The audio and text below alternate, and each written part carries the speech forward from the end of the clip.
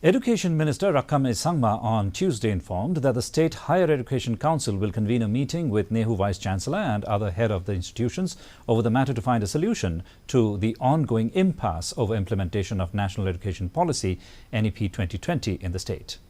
While informing that the State Higher Education Council would meet on August 10th or 11th, Education Minister said he will request the Meghalaya College Teachers Association MCTA to convene a meeting with the heads of different institutions in the state to discuss the challenges in implementing the NEP 2020.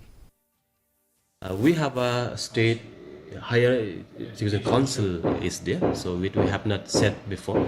So that will be the first meeting of the council. So where Nehu will also be there, and the head of institutions will be also be there. So we will also deliberate and we will listen to them, because to be frank, as a state government, we have asked the written reply information from the head of institutions across the state whether they are ready for NEP or not.